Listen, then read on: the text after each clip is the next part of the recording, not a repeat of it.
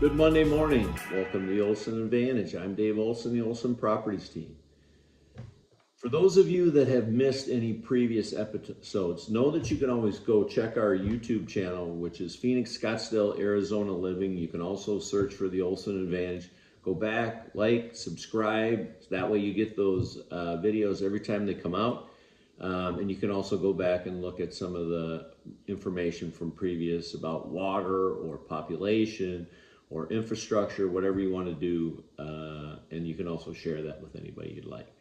So last time we got together, we talked about, is there a recession coming? So that's one thing.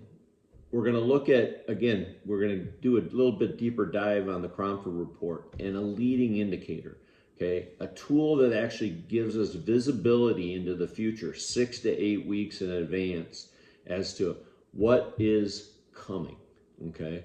It's not a lagging indicator. Again, the sales cycle in real estate is very long, right? You find a house, or you begin the process to buy a house. You get pre-approved. You go looking for a month and a half. You finally find something you like. You put an offer down. You go through all the different milestones in order to get past inspections and all that kind of stuff. And then you finally close. That can be, frankly, 6 months, three to four at a minimum. Okay, so the cycle is very long. A lot of the information that is garnered from that transaction is very historically old, right? What you offered on it, what you paid for it, all that kind of stuff. So we want to look at things that are much more forward-looking when we're making decisions if we want to dip the toe in the market. So we're going to do a deep dive on the Cromford report. So real quickly, buyers and sellers, arm wrestle, right? Anything below a 90 in terms of a score is a buyer's advantage. 90 to 110 is a balanced market. 110 or higher is a seller's market. So let's look at where we are right now. So as of August 19th, we are at a 99.7, dead center, right in the middle of a balanced market. So when you look at the supply dial, it's moving downward into the green. Supply is going up. Demand is on a downswing, so that's what put us in a balanced market. When we look at the long-term historical of those two indicators running over the top of each other, again, anytime they come together, we're in a balanced market. The farther they are apart, when the sellers are way above the buyers, the seller indicator is much above, then prices rise more significantly. But anytime they come together is when there's always an opportunity, should you be ready to take advantage of that opportunity. So let's look a little closer. So when we look back, and we've made a lot of references recently to how the market currently is very much like 2014, very much in many different ways. Again, you can go back and look at some of the previous episodes. Balance. We had a stretch of being balanced, and coming out of that balanced market, we saw down below, we saw the price line rise, and then we separated again, but we continued to rise because sellers had a significant advantage. The more sellers have an advantage, the more rapidly the pricing rises, and you can see that as you go from left to right on this slide. Now let's look a little closer.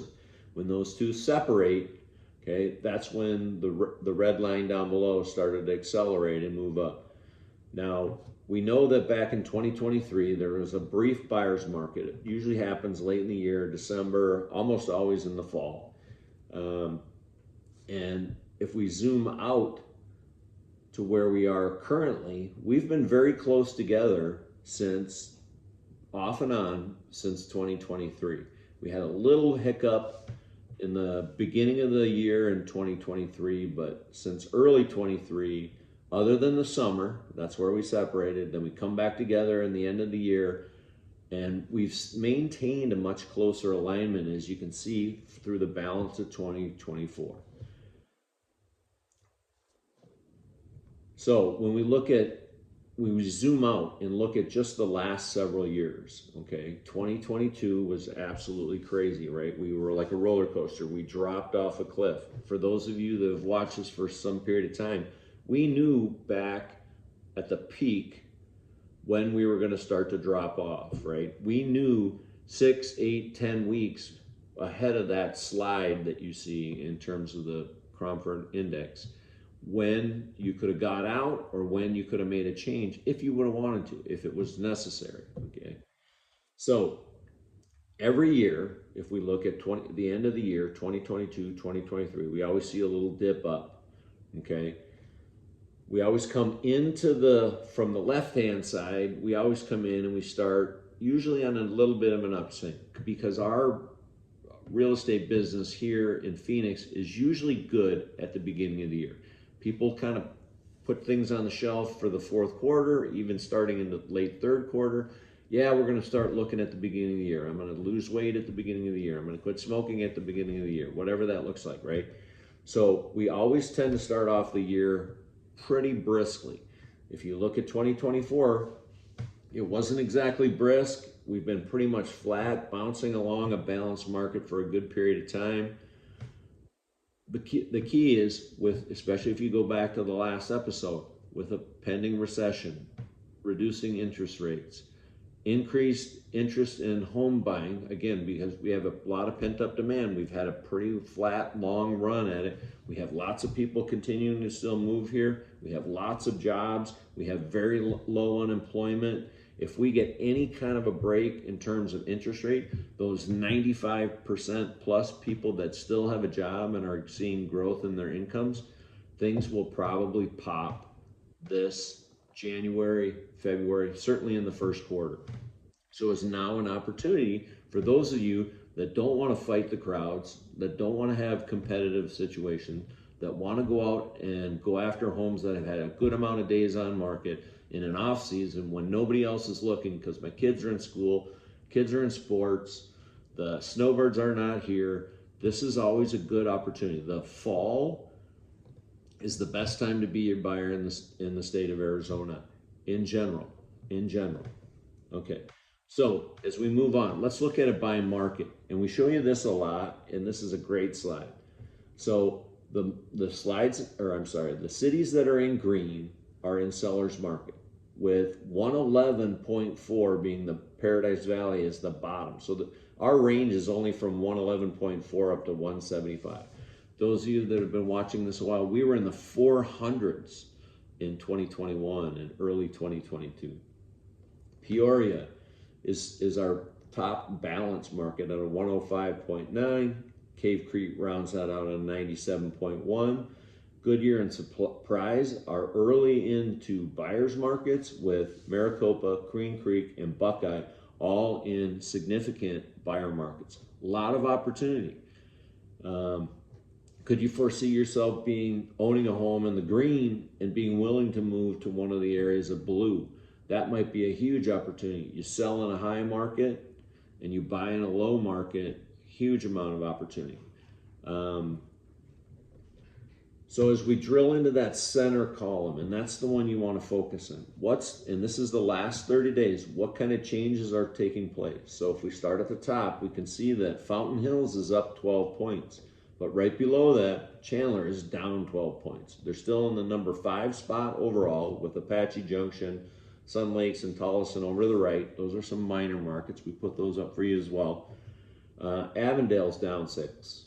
Scottsdale's down 5. Up 5. Phoenix down 5. Mesa down 9. Glendale down 5. And right on down the line. Peoria was flat. Tempe down 18 points. Cave Creek turning around, up 21. They were actually in a buyer's market. Okay, right on down the line. That's the column to watch. What's been going on for the last 30 days and what percentage of change. Not so much the number, but the percentage is a bigger indicator of movement within those sub-markets. And then from there, if we need to, we can drill down right down to a subdivision and look if you want, okay? We can get right down to the subdivision level, but again, we don't have time on these videos to get that granular, but if you need that information, it's available to us and we can do it. So when we look at them on a teeter-totter, we have a significant number of seller markets. We have far fewer buyer and balance markets, but the volume of activity that's occurring on the right-hand side of that teeter-totter is far more than the amount of activity that's happening on the seller side. Again, that's why the seller side is a seller side. There's not as much activity, there's not as much inventory, there's far more inventory and more affordable interest on the right-hand side.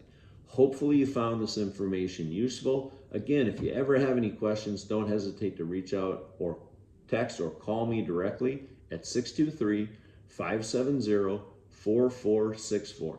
Thanks so much. Have a great day.